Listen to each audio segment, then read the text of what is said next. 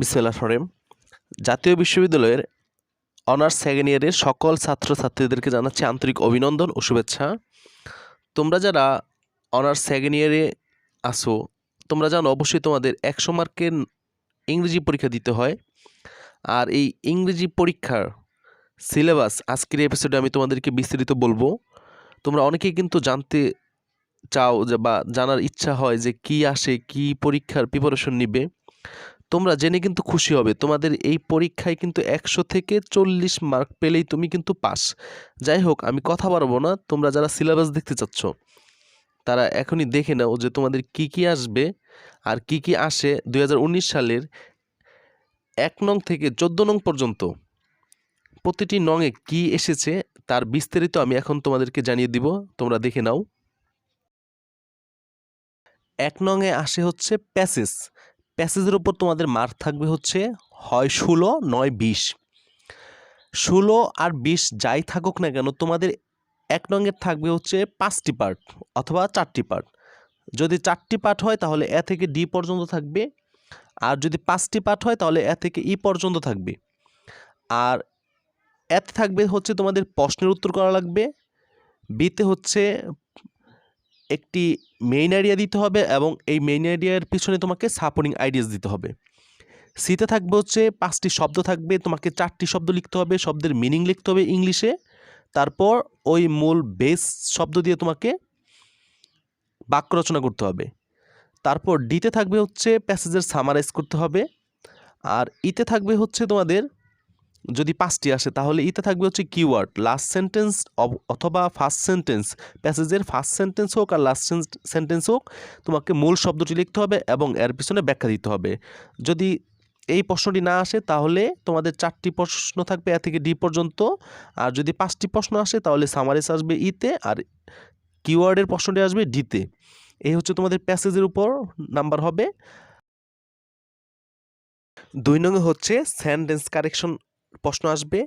আর এই sentence correction হচ্ছে, তোমরা কিন্তু এই নংটি দেখেই বুঝতে পারছো যে সেন্টেন্স হচ্ছে বাক্য, কারেকশন হচ্ছে সংশোধন। বাক্যের সংশোধন, ভুল বাক্য দেওয়া থাকবে, তোমাকে সংশোধন করে লিখতে হবে। বাক্য আসবে হচ্ছে 7টি বাক্য থেকে তোমাকে যে কোনো 5টি বাক্য লিখতে হবে, নাম্বার হবে 5। প্রত্যেকটি বাক্যের জন্য 1 মার্ক করে বরাদ্দ। 3 নংয়ে আসে হচ্ছে নোটিশ অথবা পোস্টার অথবা অ্যাডভার্টিজমেন্ট অথবা মেমো। যে কোনো 4টি অপশন থেকে তোমাকে 2টি পরীক্ষা আসতে পারে, হয় নোটিশ নয় পোস্টার, অর দেওয়া থাকবে।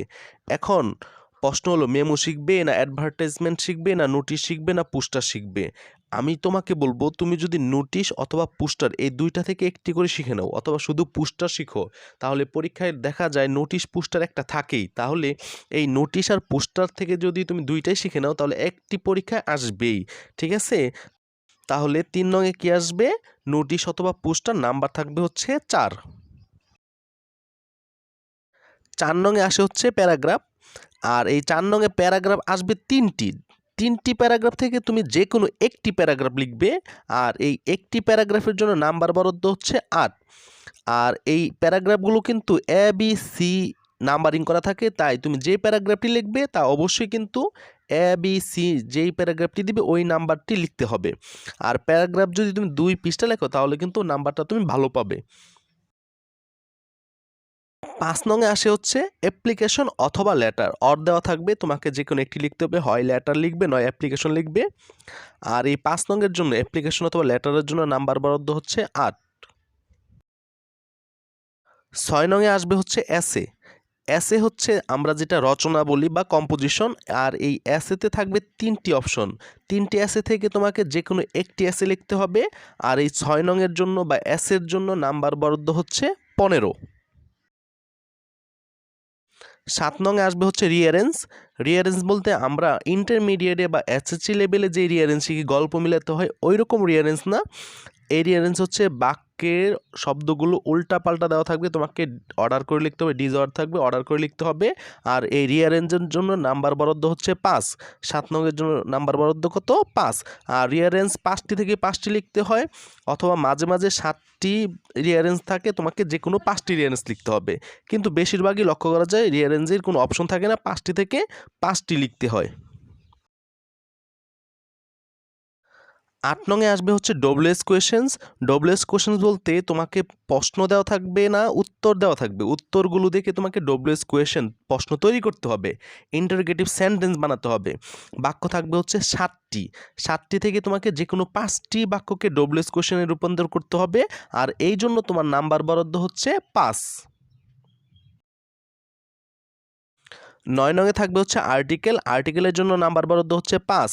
আর আর্টিকেল কিন্তু এ বি সি আকারে দেওয়া থাকবে না, এটা প্যাসেজ আকারে দেওয়া থাকবে।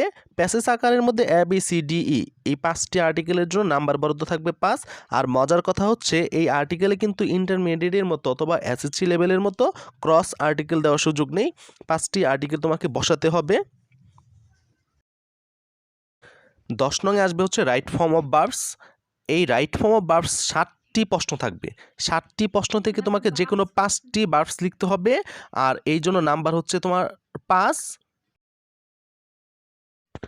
11 নং এ আসবে হচ্ছে পাংচুয়েশন মার্কস। আর এই পাংচুয়েশন মার্কসের জন্য নাম্বার বরাদ্দ হচ্ছে 5।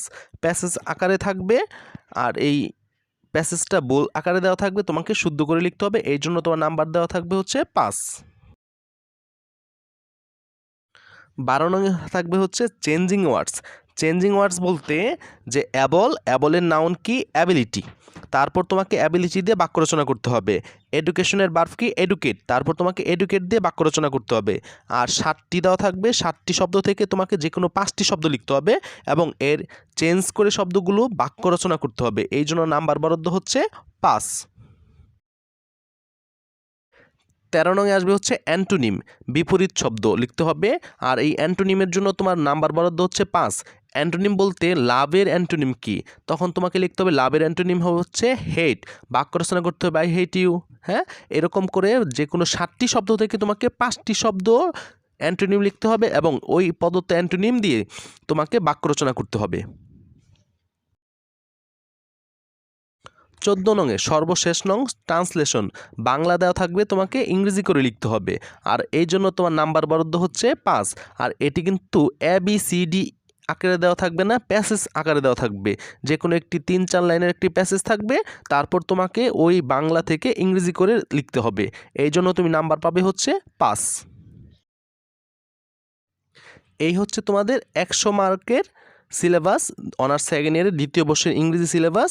আর তোমাদের কিন্তু প্রথমেই বলে শুরু করেছিলাম যে মজার বিষয় হচ্ছে এই 100 মার্কস থেকে 3 ঘন্টা পরীক্ষা দিয়ে তুমি যদি 40 মার্কের উপরে পাও তাহলে তুমি পাস। এখন যদি তুমি 80 পাও, 90 পাও বা যে যতই পাইলা না কেন, এটা কিন্তু কাউন্টেড না। কাউন্ট হচ্ছে করা হবে তুমি 40 পাইলা কিনা, কারণ তোমার রেজাল্টে লেখা থাকবে ইংলিশের সাথে, হ্যাঁ, পাশে লেখা থাকবে পাস। এই জন্য যারা এখনও কোনো ধরনের প্রিপারেশন ভালো নেওনি, আমাদের এই এফএমটি ইংলিশ চ্যানেলে তোমাদের জন্য অনেকগুলো এপিসোড দেওয়া, তোমরা দেখে নেবে। তারপরেও যদি কোনো ধরনের প্রশ্ন থাকে তোমাদের মনে, তাহলে তোমরা এই এপিসোডের কমেন্টে জানাতে পারো, আমি তোমাদেরকে উত্তর দিয়ে দেওয়ার চেষ্টা করব। তোমাদের কল্যাণ হোক, ভালো হোক, এই বলে আজকের মতো শেষ করলাম। ভালো থাকবে সবাই, ধন্যবাদ সবাইকে।